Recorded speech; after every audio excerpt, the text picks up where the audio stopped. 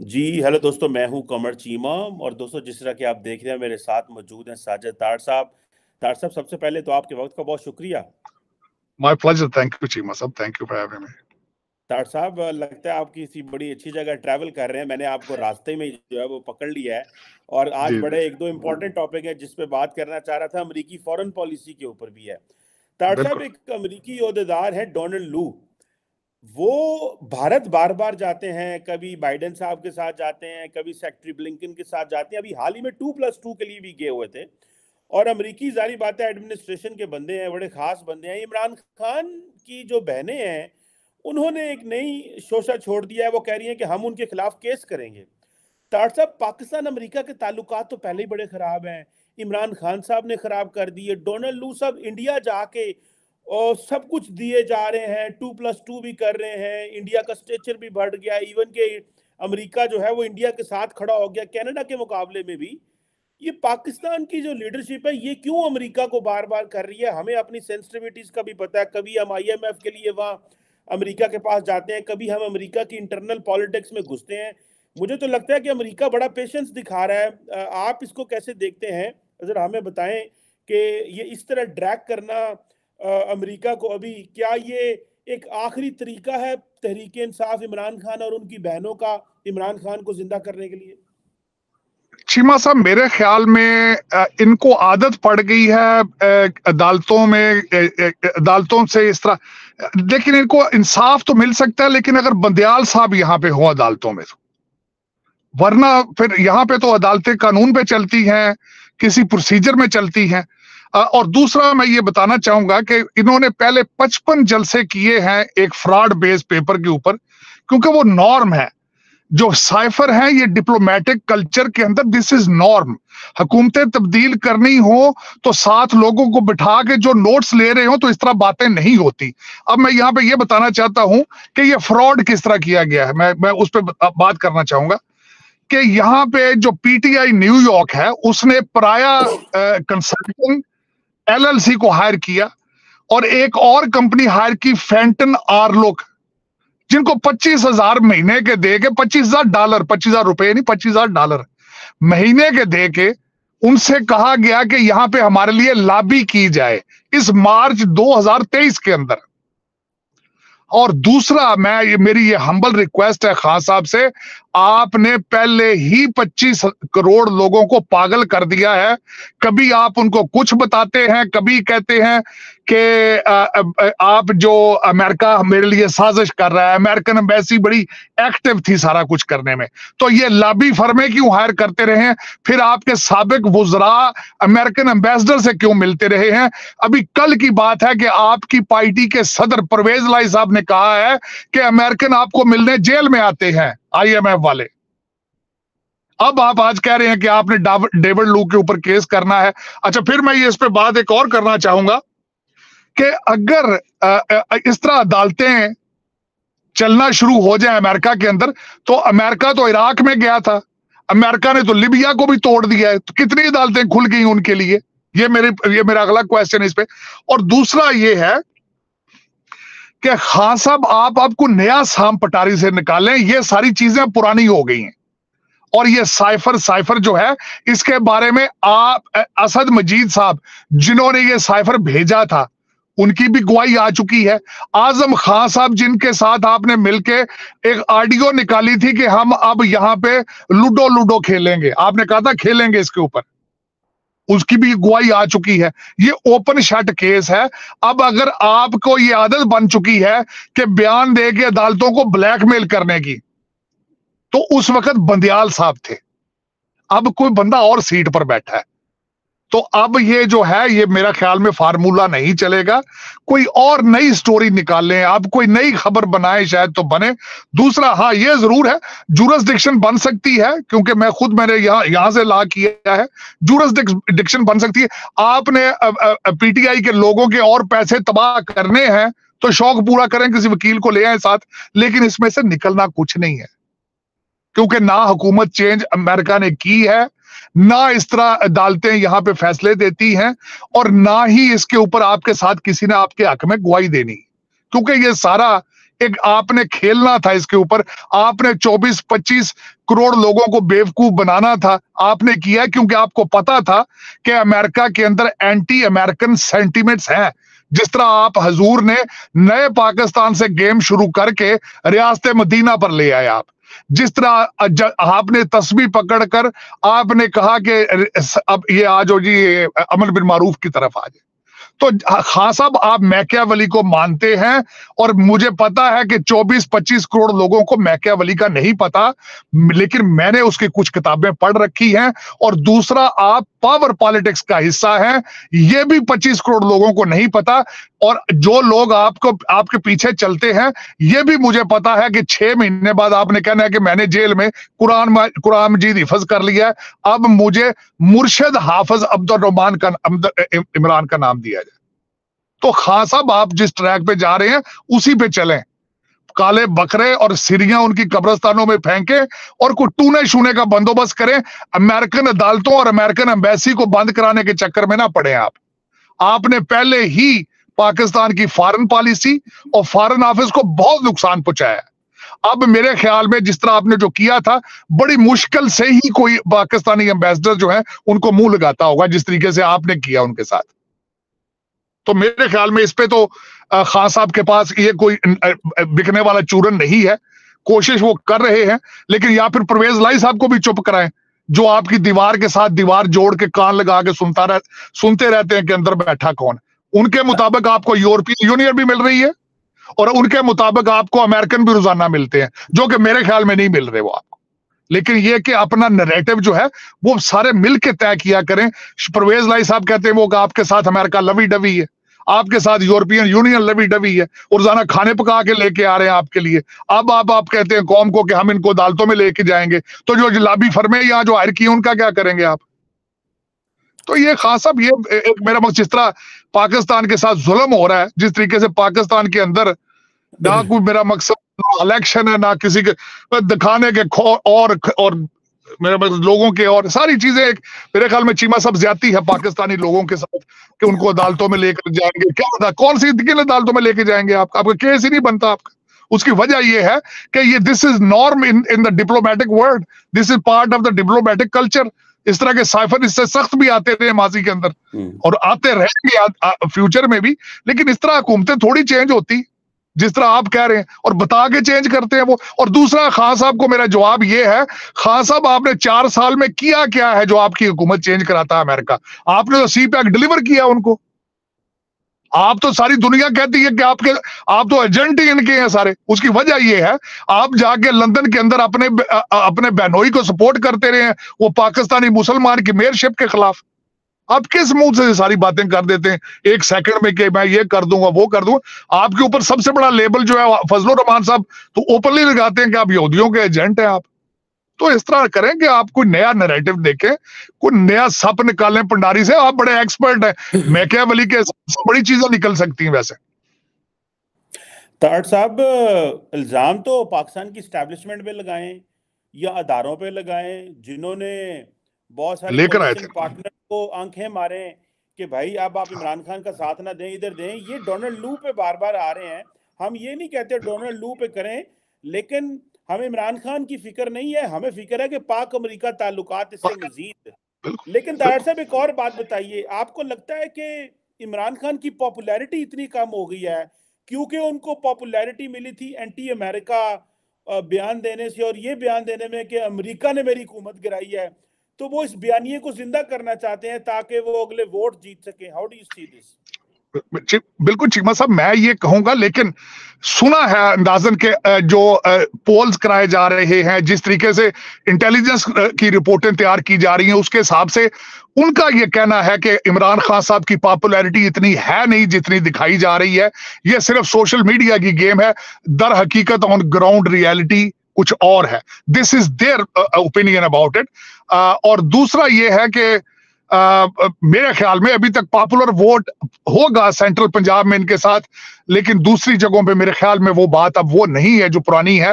लेकिन अब देखें आने वाले, देखिए मैं जिस तरह बात करूंगा, चीमा साहब 2018 में कौन से फेयर इलेक्शन थे जिससे खान साहब जीत कर आए थे? उसमें मैं जिस तरह आपको अर्ज करूं कि वो जो कराची से जो MNA थे, जब वो जीत कर आए तो PTI वाले खुद परेशान थे कि ये किस तरह जीत गया। लियाकत साहब जो फौत हो चुके हैं, डॉक्टर लियाकत। तो जिस तरह के इलेक्शन 2018 में हुए थे, उस तरह के इलेक्शन ये होंगे, क्योंकि इलेक्शन तो मैंने शायद पहले भी आपको बताया कि इलेक्शन का रिजल्ट तो निकल चुका है पहले ही। 80 सीटें तो नून लीग को मिलनी है, और जिस तरीके से वो 30 लोग उनको कल बलोचिस्तान में मिल गए, जो पता नहीं किस तरह बिछड़े हुए थे, वो मिल गए इनको, वो गुमे हुए थे। इसी तरह कराची से MQM के साथ सीट एडजस्टमेंट हो रही है, इसी तरह सीट एडजस्ट जो है वो खैबर पख्तूनख्वा में हो रही है।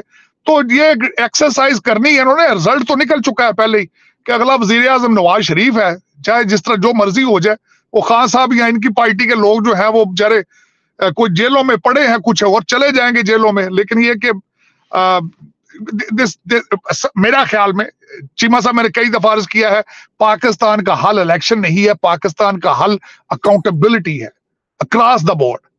क्योंकि अभी तक जिस तरह मेरे ख्याल पिछले सेगमेंट में बात की थी, आपका $200 बिलियन बाहर पड़ा है करप्शन का, और मजीद जा रहा है, मजीद जा रहा है। मुझे एक और खदशा है आज, 72 मिलियन तो आपको मिल रहा है, 25 मिलियन साथ और भी दे रहा है IMF आपको। तो मेरा मकसद है कि बिलियन से ऊपर की गेम है। मेरे ख्याल में इसमें से $1 भी पाकिस्तान नहीं जाना, ये सारा दुबई जाएगा, लंदन जाएगा, वहां रियल एस्टेट में इन्वेस्ट करेंगे हमारे मादरे मिल्लत के जो लोग हैं, वो जो बाशिंदे हैं पाकिस्तानी कहने वाले अपने आप को, वो दोबारा। और दूसरा, जिस तरह मैंने आपकी रिटायरमेंट डॉलरों में कन्वर्ट करके बाहर रिटायर अपने अफसरों को भेजी जा रही है, फिर उसके बाद आप देख लें कि आपके ऊपर पाबंदी ही नहीं है, जॉबों के ऊपर डुअल सिटीजन बैठे हैं सारे, बल्कि जजेस के ही बैठे हैं जो डुअल सिटीजन है। तो इस तरह भी कभी जुल्म हुआ है, इस तरह भी कभी मुल्क चले कि चलाने वाले सारे डुअल सिटीजन है। वो क्यों पाकिस्तान के बारे में फैसले करेंगे? उनका तो मुस्तकबिल ही नहीं है वहां पे।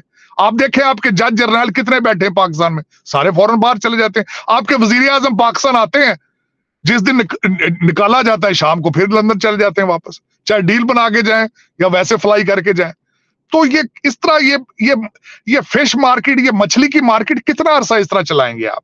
अब तो आपके हालात जिस तरह हैं आपको नजर आ रहा है। PIA के पास तेल नहीं है जहाज उड़ाने के लिए, रेलवे के पास गाड़ियां चलाने के लिए गाड़ियां नहीं है, लोगों के पास खाने के लिए आटा नहीं है आप एग्रीकल्चर कंट्री। पता नहीं ये किस तरह फिर चलाने वाले चला रहे हैं।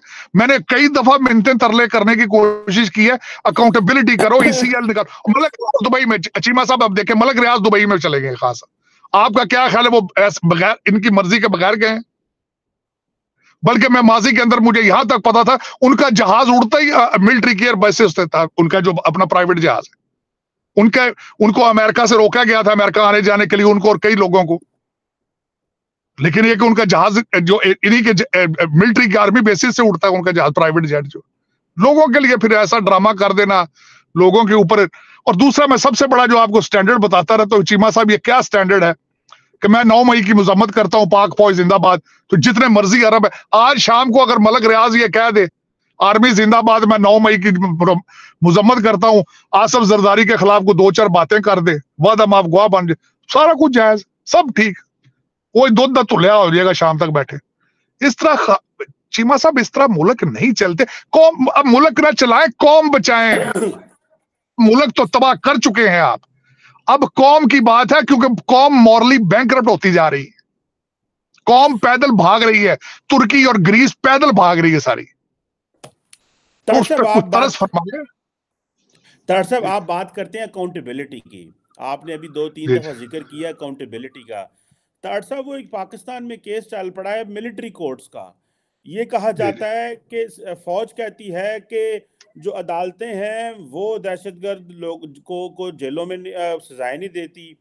और अभी ये जो 9 मई के बाद जब मिलिट्री कोर्ट्स की बात चली, तो सुप्रीम कोर्ट ने इसके ऊपर एक 5 मेंबर वर्डिक्ट आई है और कहा है कि ये unconstitutional Pakistan under Pakistan army act 1952 के तहत। तार साहब, इससे क्या हो सकता है? सुना दोबारा केयर टेकर गवर्नमेंट ने अपील दायर कर दी है। अकाउंटेबिलिटी की आप बात कर रहे हैं, मिलिट्री कोर्ट फौज मांग रही है, क्या सियासतदान और शायद जुडिशरी डरती है कि ये एक पॉलिटिकल इस्तेमाल ना करें मिलिट्री कोर्ट्स का? मिलिट्री कहती है कि जो वाकई जेन्युइन जिनको सजाएं होनी चाहिए उनको आप सजाएं नहीं देते। तो ये अदारों के दरमियान एक और क्लैश, अभी हुकूमत बनी नहीं है लेकिन एक और क्लैश बनता हुआ नजर आ रहा है। आप इसको कैसे देखते हैं?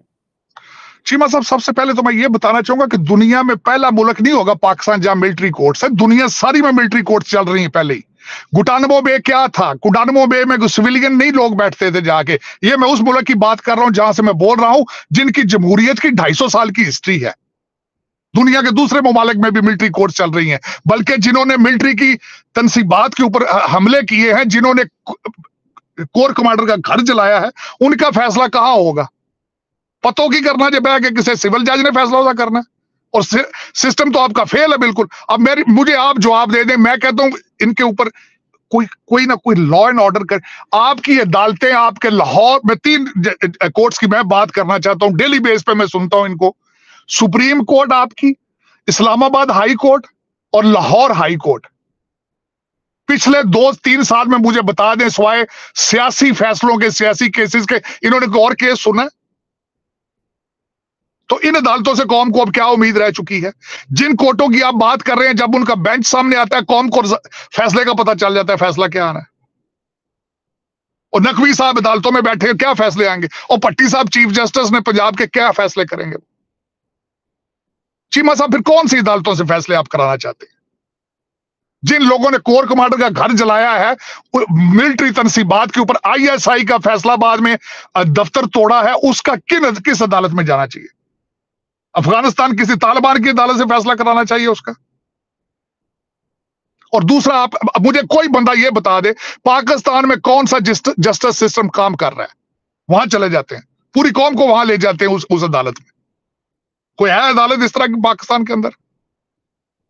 अब वो नकवी साहब के 2 बच्चे वकील हैं, वो सुना जजों तक, सेशन जजों तक फोन करके कहते हैं तुम्हारा भतीजा आ रहा है, इसका ध्यान रखना। ये सुप्रीम कोर्ट का जज है। ये मैं नहीं बात कर रहा, आपके मीडिया में चल चुकी बात ये सारी। फिर कौन सी अदालत चाहिए आपको? और मेरी एक और रिक्वेस्ट है कि अगर इस तरह के कोई 2 नंबरी किस्म के जज मिलिट्री कोर्टों में बिठाना है तो फिर वाकई ना उनमें भी बिठाएं। कोशिश करें कि वो लोग फैसले इंसाफ पे, चाहे कोई भी कॉमन सेंस पे फैसला दे दें। चीमा साहब, मैं वकील हूं खुद। कानून किस चीज का नाम है? कॉमन सेंस का नाम है। लेकिन कॉमन सेंस होनी जरूरी है फैसला करने वाले में। उसके अंदर उसका किरदार होना जरूरी है, उसका मुनसिफ होना जरूरी है, उसका एक इंसान होना जरूरी है। अगर किसी डुअल सिटीजन को बिठा के फैसले कराने हैं, उससे बेहतर है केस चलाएं ही ना, उससे बेहतर है केस ही ना चलाएं। क्योंकि करप्शन मिलिट्री के अंदर भी मौजूद है। हाफिज साहब को भी पता है कि मिलिट्री के अंदर के हालात क्या है, उनको भी पता है। लेकिन कौम बचानी है तो प्लीज सजा जजा का कुछ करें उस मुल्क के अंदर। लोग इस वक्त भी मिलियंस डॉलर्स लेके प्राइवेट जहाजों में उड़ रहे हैं और आपकी मर्जी से उड़ रहे हैं। तो ये इस तरह चीमा साहब कितना अरसा गुजारा कर लेंगे आप? कितना अरसा IMF के टुकड़ों पे और आप CPEC को कितना अरसा बेच लेंगे? कितना अरसा कर लेंगे साहब? अब एंड आ चुका है, बिल्कुल एंड आ चुका है। डॉक्टर साहब, आप कह रहे हैं एंड आ चुका है, आप कह रहे हैं एंड आ चुका है। IMF ने कहा 3 अरब डॉलर ले लो। अभी ये मैं ब्लूमबर्ग की रिपोर्ट देख रहा था कि IMF जो है वो कह रहा है कि $3 बिलियन की हम IMF को अप्रूवल जो है वो दे रहे हैं। तारड़ साहब, केयर टेकर हुकूमत हो, मुल्क के अंदर इलेक्शन का नामो निशान ना हो, IMF जो है वो पैसे डोल रहा है पाकिस्तान पे। देखिए ना, ये भी कोई अजीब ही है कि इलेक्शन डिले हो रहे हैं। केयर टेकर हुकूमत जो है वो अजीब किस्म की है। हमारा वज़ीर आज़म बरतानिया अमरीका जाता है, उन्होंने को मुंह नहीं लाता। IMF कहता तुसी 3 अरब डॉलर और ले लो। ये क्या सेटिंग क्या है पाकिस्तान की? कुछ समझ नहीं आ रही इस हवाले से। चीमा साहब, दर हकीकत IMF को फायदे में है। अमेरिका का मैंने पढ़ा था इनका फाइनेंशियल सिस्टम, उनका क्या जाना है, क्योंकि IMF के अकाउंट से निकल के अमेरिका में पैसे रह जाने हैं, उनके तो फायदे में है ना। पैसा डॉलर अमेरिका से बाहर निकलते ही नहीं है। आपके सारे गुर्दे लिखवा लेते हैं 25 करोड़ लोगों के, वो तो फायदे में है। क्योंकि IMF, आपका क्या ख्याल है, जो बातें आप और मैं कर रहे हैं, ये अमेरिकन एम्बेसी को ये चीजों का नहीं पता? इनका, उनकी इंटेलिजेंस फेल हो चुकी है। जो घर में बैठ के गूगल से सुन रहे हैं आपकी सारी चीजें, आप गूगल पे भी कोई चीज सर्च करके देखें, 6 इश्तिहार आ जाने साथ। आपका क्या ख्याल, उनको नहीं पता? आर्टिफिशियल इंटेलिजेंस बनाने वालों को पता नहीं कि आप क्या कर रहे हैं, आपके अकाउंट कहां पड़े हैं, उनको पता। IMF को तो फायदा है ना सरकार, अमेरिका को भी फायदा है, बरतानिया को भी फायदा है कि वो पैसे देते हैं। 25 करोड़ लोगों उनके गुर्दे लिखवा लेते हैं वो, लेकिन पैसा उनके मुल्क से बाहर जाते ही नहीं। उनके लिए तो विन विन सिचुएशन है।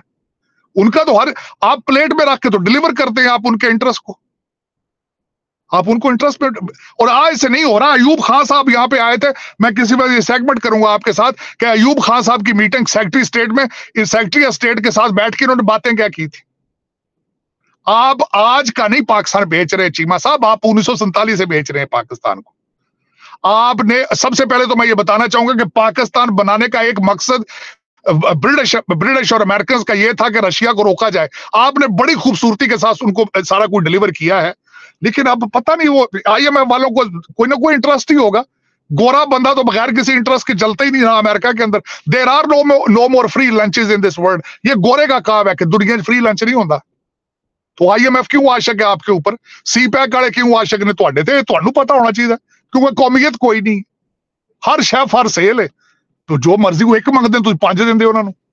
ਧੀਆਂ ਪੁੱਤਰ ਤੁਹਾਡੇ ਸਾਰਿਆਂ ਦੇ ਇੱਥੇ ਫਿਰਨ ਲੱਗੇ ਨੇ, ਪਤਾ ਨਹੀਂ ਕੀ ਕਰਨਾ ਚਾਹੁੰਦੇ ਹੋ। ਜਾਂ ਤੇ ਤਾਲਾ ਲਾਓ ਸਾਰੇ ਇੱਥੇ ਆ ਜਾਓ, मैं तो कहना। बात तो सही है ताहिर साहब, लेकिन हमें समझ नहीं आ रही कि सारे वहां पे कैसे आए। ये समंदर आ गया, नहीं तो ऐसा आ जाना सी। और साडे सरकार सर ਮੁੰਡੇ ਤੇ ਵਿਚਾਰੇ ਕਿਸ਼ਤੀਆਂ ਚ ਅੱਧੇ ਡੁੱਬ ਜਾਂਦੇ ਨੇ ਤੇ ਪਹੁੰਚ ਜਾਂਦੇ ਨੇ। ਆ ਤੁਹਾਡੇ ਜਿਹੜੇ ਖਾਸ ਕਰ ਬ੍ਰਿਟਿਸ਼ ਏਜੰਟ ਨੇ ਸਾਰੇ ਜਿਹੜੇ ਨੇ, ਇਹਨਾਂ ਦਾ ਕੁਝ ਕਰੋ। ਜਿਹੜੇ हर शय बेची जाते हैं, हर शय बेच रहे हैं, हर शय। तार साहब वो आज इंडिया के अंदर ग्लोबल साउथ समिट हुई है, तार साहब उन्होंने पाकिस्तान को बुलाया ही नहीं है। 125 मुल्कों की वो बात कर रहे हैं कि हम उनको बता रहे हैं। नरेंद्र मोदी ने वहां पे बैठ के कहा है कि ग्लोबल साउथ जो है वो इजराइल हमास की जंग के ऊपर यूनिटी दिखाए। अच्छा, समझ नहीं आ रही कि इंडिया खेल किस तरफ रहा है। सपोर्ट इजराइल को कर रहे हैं और अभी कह रहे हैं इजराइल हमास वॉर में यूनिटी दिखाएं। लेकिन जो सबसे इंपॉर्टेंट पॉइंट है तार साहब, किसी ग्लोबल साउथ के मुल्क ने इंडिया को नहीं कहा कि तुम्हारा नेबरिंग कंट्री पाकिस्तान है उसको बुलाओ। हमें कोई बुलाया ही नहीं उन्होंने। और वो ग्लोबल साउथ समिट कर रहे हैं। ये 7 बॉर्डर है, आप कहते हैं 100 किलोमीटर पे दिल्ली है, बॉर्डर है। उन्होंने सानू लेटर ही निकल तार साहब, इसकी क्या वजह है? चीमा साहब आपका किस मुंह से जाएंगे आप? मैं तो कोई बुला भी लेते तो किस मुंह से जाएंगे आप?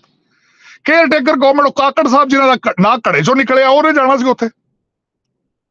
और दूसरी सबसे बड़ी बात है, किस मुंह से जाते आप? ना को खरीदने की चीज ना खरीदने के लिए को आपके पास पैसे हैं, ना बेचने के लिए कोई प्रोडक्ट है। ऑफर क्या करेंगे आप उनको? दुनिया में आप जाते हैं रेसिप्रोकल बेसिस पे, बाइलैटरल चीजों में क्या चीज बेचेंगे आप? क्या करेंगे आप? कोई धोखा फराड, कोई दहशतगर्दी की बेचोगे तुसी उन्हें आगे? How long you can do that? आपकी क्रिकेट टीम गई है, उन्होंने बेच दी है वहां पे। मेरा मकसद, आप क्या ख्याल, उनको नहीं पता होगा कि आपके अंदर क्या हो रहा है? आप उनको नहीं पता वो जो लंदन में जो क्या नाम है, आजो कंपनी जो क्रिकेट को मैच बेच रही है, उन्हें नहीं पता सारा कुछ? दर हकीकत आपका सबसे बड़ा प्रॉब्लम ये है चीमा साहब, आपके लोग ये समझते हैं कि दूसरी सारी दुनिया रोटियां नाक में डाल रही है। ये प्रॉब्लम। आप ये समझते हैं कि हमने पूरी दुनिया को बेवकूफ बनाया हुआ है, हालांकि पॉइंट दूसरी तरफ है। आप कभी पाकिस्तानी पासपोर्ट, आप तो माशाल्लाह ट्रैवल करते हैं बड़ा काफी, कभी देखें कि पाकिस्तानी पासपोर्ट की कितनी इज्जत है किसी एयरपोर्ट के ऊपर। आपको लोग देख के, कल मैंने शब्बर जैदी की एक मैं ब्लॉग सुना, वो कहते हैं कि प्रोडक्ट शायद आपके ले लें दुनिया, लेकिन आपकी शक्ल नहीं देखना चाहते। आप लोग दुनिया नहीं देखना चाहती क्योंकि आपने बता दिया सब।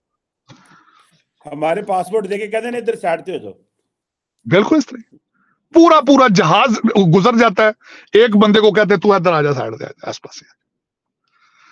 चीमा साहब, मैं एक बात बताना चाहता हूं, आप इंडिया की बात कर रहे हैं। कल यहां पे डाटा आया है, इंडियन स्टूडेंट अमेरिका में जो आते हैं उनमें 35% इंक्रीमेंट आ चुकी है और उधर 25% चाइनीज डिक्रीज हो गए हैं। वो जो मोदी साहब यहां पे आके वादा कर गए थे कि इंटेलेक्चुअल टनल बनाएंगे, हमारी यूथ होगी, टेक्नोलॉजी इनकी होगी, पैसा भी इनका होगा, वो प्रैक्टिकली काम कर रही है। और हाँ, आपकी भी टनल बनी है, लेकिन ब्रिटिश एजेंटों के बच्चों की बनी है टनल।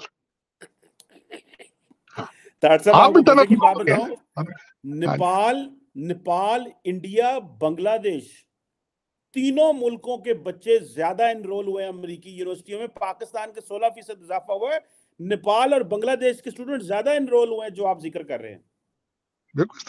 बिल्कुल इस तरह चीमा साहब, दर हकीकत आपके, और मैं जाती तौर पे बताऊं, मैं कई लोगों को जानता हूं, वो कहते हैं कि स्कॉलरशिप आते हैं इस्लामाबाद में, अफसरों के बच्चों से बच जाते हैं तो किसी को देते ही नहीं है बाहर, वो जाया हो जाते हैं स्कॉलरशिप, किसी और को नहीं देते, सिवाय अफसरों के बच्चे आ रहे हैं। और ब्रिटिश एजेंट है आपके, कुछ ब्रिटिश एजेंट आपके सीएसएस करके बनते हैं, मैंने उनको नाम दिया जूनियर ब्रिटिश एजेंट। पुराने ये जो है, ये सारे जो इलेक्टेबल है पुराने वो है, ये दो किस्म के ये ब्रिटिश एजेंट है। आपकी किस्मत के आपकी तबाही का बायस ये दो लोग बने। एक वो जो हमारे लोअर मिडिल क्लास से बच्चे सीएसएस करते हैं, वो जब पुराने डिप्टी कमिश्नर की रिहाइश में बचा रहता है, वो समझता है मैं ब्रिटिश बन गया। साथ ही वो शादी कर लेता है किसी बड़े ब्रिटिश एजेंट की लड़की के साथ, वो समझता है आई एम इनविंसिबल नाउ। वो कहता है मैं आई एम नॉट पाकिस्तानी, कहता स्मेल आती है, इनको परे करो, बाहर निकालो इनको। बस चीमा साहब यही पाकिस्तान। लेकिन दुख वाली बात है, पाकिस्तान में अफसोस के साथ पाकिस्तानी कोई नहीं है। मेरी दुआ है कि शायद को पाकिस्तान में पाकिस्तानी पैदा हो, ये मेरी दुआ है इस वक्त, और वही बचाएगा पाकिस्तान को जो अपने आप को पाकिस्तानी कहलवाने में फख्र समझेगा। क्योंकि इस वक्त तो 25 करोड़ लोगों को शर्म आती है पाकिस्तानी पाकिस्तानी नहीं है, 25 करोड़ लोग जियोग्राफिकली टुगेदर है, स्टक है उस जगह पे, लेकिन they are not Pakistani to begin with, they are not. I am sorry to say that they are not Pakistani, क्योंकि जस्टिफाई नहीं कर रहे शहरी होना उस मुल्क का, दुख के साथ में कहूँ। बिल्कुल सही कह रहे तार साहब। एक आखिरी बात पे कमेंट करते हैं अब। आज आर्मी चीफ की मुलाकात हुई है मजहबी रहनुमाओं से, और उन्होंने कहा है कि जो मोनोपोली ओवर वायलेंस है वो सिर्फ रियासत के पास है, मिलिशिया नहीं बना सकते, मिलिटेंट ग्रुप नहीं बना सकते। आप कैसे देखते हैं ये जो इतने बड़े ईसाइयों को, आप सिख हों मुसलमान हों, सबको बुलाया गया, मजहबी रहनुमा मुख्तलिफ जो तबके हैं उनके, और उनको बात की है, सुना ही अफगानिस्तान और टीटीपी और इन चीज़ों के रेफरेंस में कहा गया है। इसको आप कैसे देखते हैं कि आज तक हमें 70,000 बंदा मर गया है, मौलवी साड़ी गाली नहीं सुनते तार साहब, ये तो कोई समझ नहीं। चीमा साहब आपका इस वक्त जिस जगह पहुंचे हैं, आप जिस पस्ती पर पहुंच चुके हैं, उसमें ज्यादातर असर जो मैं कहूंगा उसमें शेर हमारे ये रंग बिरंगे मौलवियों का है। उसकी वजह यह है कि इनको खुद नहीं पता। अब मैं आपसे छोटा सा सवाल ये करना चाहता हूं, मेरे ख्याल में आपकी मस्जिदें रेगुलेट होनी चाहिए और कोई भी मौलवी बीए से कम तालीम याफ्ता नहीं होना चाहिए, कोई भी बंदा, और गवर्नमेंट का टेस्ट होना चाहिए गवर्नमेंट का कि मौलवी को वहां माइक दे के बिठाने से पहले गवर्नमेंट का इम्तिहान गवर्नमेंट का वो पास करे। ये रंग बिरंगे किस्म के मजहब, ये जिस तरीके से किसी का आज मैं वीलॉग सुन रहा था, एक मौलवी साहब ने कहा था कि जो कोरोना इसलिए फैल रहा है कि औरतों के कपड़े ठीक नहीं। तो मेरा मकसद है ये जो पहले स्पीकर पे फतवे देने वाले, इंग्लिश जबान के ऊपर फतवे देने वाले, इनको बिठा के मैं पूछना चाहता हूं हाफिज साहब ने क्यों इनको बिठाया भाई? या फिर इनको बिठाने से पहले पूछना था इनकी तालीमी स्टैंडर्ड क्या है? मैं आज अल्बानिया की हिस्ट्री पढ़ रहा था जहां 60% मुसलमान रहते हैं, दुनिया का पहला इथियस कंट्री था वो। क्यों था वो इथियस कंट्री मैं बता, और उसी अल्बानिया से मदर टेरेसा पैदा हुई थी। मैं बताना चाहता हूं कि वो इथियस क्यों हुए थे, वहां पे मजहबी झगड़े हो रहे थे बहुत ज्यादा, उसको यूनाइट करने के लिए उनको करना पड़ा ये, उन्होंने कहा कि we don't have no state religion. Albania आप गूगल करके देख लें, पाकिस्तान के अंदर आपको पता ही नहीं। और कितने आपके अफगानी भाई आपको काफिर कहते हैं, आपके जितने रंग के शिया सुन्नी वहाबी और ये सारे हदीसी ये कभी कोशिश तो करें कि कितने फिरके हैं इनको साथ लेके चला जा सकता है? कैसे ये यूनाइटेड हो सकते हैं? तो ये चीमा साहब, मजहब एक मेरे ख्याल में आपका पर्सनल मैटर है, खुदा के साथ रिलेशनशिप आपका पर्सनल मैटर है, इसके साथ स्टेट को ना चलाएं। यहां मैं जिस मुल्क में बैठा हूं, इन्होंने बड़ी कोशिश के बाद इन्होंने मजहब को स्टेट से निकाला था, वरना चर्च जो था वो जन्नत के टिकट बेचता था वो। मैं जिस मुल्क में बैठा हूं, तो खुदा रहा मेरे ख्याल में पता नहीं है क्यों हाफिज साहब ने इनको इकट्ठा कर लिया। ये तो एक गली में 8-8 मस्जिदें हैं, सारा दिन एक दूसरे को लाउड स्पीकर पे गालियां देते हैं। तो मैं नहीं पूछता, आप खुद देख लें वहां जाकर। मैं हैरान होता हूं, नमाज का टाइम होता है, बारी बारी को 2 घंटे अजाने देते रहते हैं, वो एक दूसरे के साथ टाइम पे एग्री नहीं कर सकते, दूसरी चीजें क्या करें। आज तक चांद पे नहीं इकट्ठे हुए, पेशावर में कुछ कहते 2-2 तो ईदें करते हैं। अब हर मुल्क में, अमेरिका में बैठा हूं मैं, अफसोस के साथ कह रहा हूं, यहां भी 2 ईदें होती हैं। और जिस मुल्क में जहां सऊदी अरेबिया जिसको हरमैन शरीफैन है हमारा, वहां पे जुमे का खुतबा फैक्स पे आता है, फिर पढ़ा जाता है। आप क्यों नहीं इस तरह के स्टेप उठाते? आप दुनिया चांद पे पहुंच रही है, दुनिया सूरज के ऊपर मिसाइल अपने भेज रही है, आप अभी इस चीज पे, मैं आज अफसोस के साथ कहता हूं, जब बगदाद के ऊपर हलाकू खान ने अटैक किया था, ये उस वक्त हर चौक में ये उस वक्त ये अपने मुनाजरे कर रहे थे कि मसवाक का साइज कितना बड़ा होना चाहिए, शलवार घटनों से कितनी ऊंची होनी चाहिए। आज भी आप उसी जगह पे खड़े हैं। आज भी एक बंदा ऑक्सफोर्ड से पढ़ के गया है, उसको नए पाकिस्तान के ख्वाब से यू टर्न मार के अमर बिन मारूफ पे जाना पड़ गया, उसको तस्बीह हाथ में पकड़नी पड़ गई, हालांकि दुनिया के हर कॉन्टिनेंट में उसका एक बच्चा बैठा है बगैर शादी के। उसके लिए भी मजबूरी बन गई है, बिकॉज वो पावर पॉलिटिक्स का हिस्सा है। मैकियावेली को वो फॉलो करता है, उसने फौरन, अब देखिएगा वो निकलेगा बाहर तो हाफिज होगा, हाफिज इमरान, क्योंकि मजबूरी बन चुकी। ये मजहब है, ये कर रहे हैं आप उस मुल्क के साथ, और मजहब के साथ भी यही कर रहे हैं, ज्यादती है, इस्लाम के साथ ज्यादती है ये। Islam is the most beautiful religion, लेकिन इसकी फिलॉसफी को समझें। रिचुअल से कुछ नहीं होगा, खुदा दिलों के हाल जानता है। मेरा खुदा मेरे खुदा के साथ एजेंट नहीं होना चाहिए, 1-to-1 रिलेशनशिप होना चाहिए। तो ये मेरा पता नहीं क्यों फिर हाफिज साहब भी ब्लैकमेल हो जाते होंगे। आपको पता ही है कि पहले वो आपके टीएलपी वाले हमेशा ब्लैकमेल करते थे, वो जीटी रोड पे आ जाते थे, वो बजाय पुलिस के सॉल्व करने के वजीर आजम उनसे नेगोशिएट करता था। वो दे आर वेरी पावरफुल। और किसने पावरफुल बनाया? इन एजेंसियों ने बनाया, इन लोगों ने खुद उनको पावरफुल बनाया टू यूज देम समवेयर। यही पाकिस्तान का अलमिया है सबसे बड़ा। चीमा साहब बिल्कुल, आपने तार सा बड़ा अच्छा सम अप किया है कि जिस तरह मगरब ने जो है वो मजहब को छोड़ा कि ये स्टेट की जॉब नहीं है, ये इंडिविजुअल का काम है। सो ये हर बंदे को आज़ादी है, वो जो मर्जी हो, और मोनोपलाइज किया हुआ था उन्होंने मजहब को। तो यहाँ पे तो खैर मुश्किल है, मौलवियों के वो करनी पड़ती है। और आपने सही कहा, हमने जिस तरह टीएलपी वगैरह का इस्तेमाल करते रहे हैं और ये चीज़ें करते रहे हैं। एनी हाउ, ये एक अनएंडिंग स्टोरी है। Thank you very much Sajid Tarar sahab. Sir, it's always pleasure talking to you. आपके वक्त का बहुत शुक्रिया सर। Thank you sir.